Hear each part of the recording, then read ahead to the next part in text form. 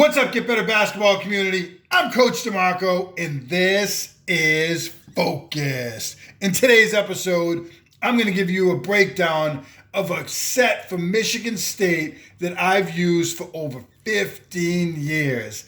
This is an action that I call 14 double because it's out of a 1-4 high set. This is a set that Tom Izzo loves to use and one that I got from him many years ago and used with my team successfully. Here's why I love this set.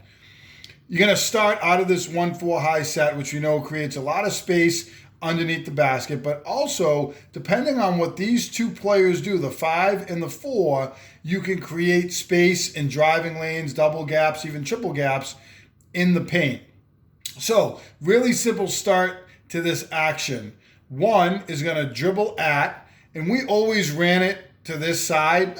We did sometimes to the other side depending on our personnel. But we like to go to this side of the floor for a couple reasons. One, it would be our right-handed player that's getting downhill to the right side, and also our shooter coming off the double screen, which I'll get to in a minute. Michigan State ran it this way as well whenever I saw it, and they actually had a lefty shooter, their point guard, in this particular situation. So simple start.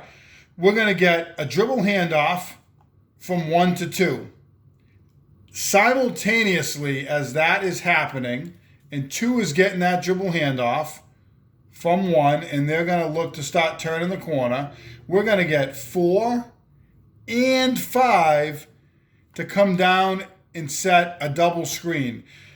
You could do this different ways. You could have them set a staggered screen. You could have 4 here and 5 here if you wanted to, depending on what you want to do with your team.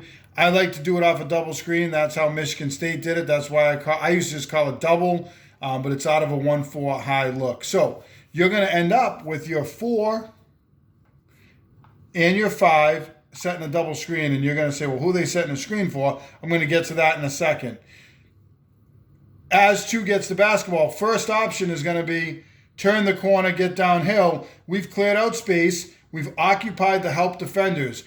One of the reasons I love this action is because you get this dribble handoff, you open up a double gap for this player, and really a triple gap because this 3 player is going to work down into the corner as they're driving. So you're really going to open up a triple gap here for this drive. Tons of space you're creating for this player. You put your best slasher in this spot, they get downhill, they're going to work, and they're going to get some open looks. And they have options to kick to the corner, also maybe lay the basketball off. I'll get to that in a minute. So first option is going to be get this player going downhill and get an easy 2 points. Now, after that dribble handoff, I'm just going to put our 2 player here with an arrow. They're trying to get downhill. That 1 player is going to dribble handoff, and they're going to come down, and they're going to work their player this way and get them going, and their player is going to be inside of them here, and then they're going to plant, and they're going to come right back out off that double screen. So the way it's worked for our team is if our 2 player can't get downhill, they start to dribble at, they get a good defender here, they're going to look back and they're going to look to reverse that basketball for a 3-pointer to this 1 player off that double screen. Now, there's other options that you could look for. So I'm just going to draw our 2 player here who got that dribble handoff. We have our 1 who came off the double screen. We have our 5 and our 4 who set the double screen. If 2 continues, as I said, they can kick it. They can reverse it back out to the 1.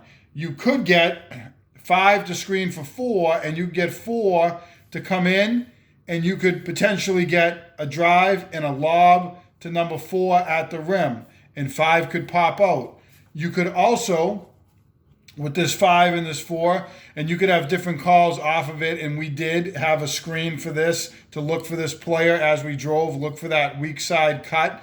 That could be available, or you could just have your 5 come off the screen and your 4 pop out. So now as 2 is making their drive, they have an option. If this player chooses not to stunt and recover, and instead they choose to play the gap, corner 3, you got 2 rebounders on the weak side, really 3 rebounders. depending on how you set up your back player or how many players you send back. So you have that kick. You have help potentially.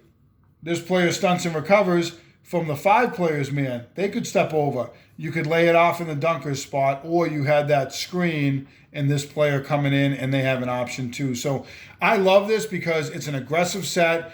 You get downhill and you can run it multiple times in a game with different options. So again, you're going to have your 1 player up top. You're going to have your 2, your 3. Doesn't matter if it's 4 and 5 in any particular order. 1-4 high. We're going to get a dribble handoff for this player to get downhill. We're going to get a double screen here. And then we're going to get 1 working off that and coming back up. And 3 is going to open up that triple gap by coming down to the corner. So many options off this set. You can see why Tom Izzo used it with his team. It was successful when I watched them use it, and I have had many, many years of success. I've waited a long time to share this set with the Get Better Basketball community. It's such a great one. I couldn't wait any longer. If you like this set, make sure you hit that like button down below, turn on your notifications, and subscribe to Get Better Basketball on YouTube for more great video breakdowns each and every week. As always, get better every day.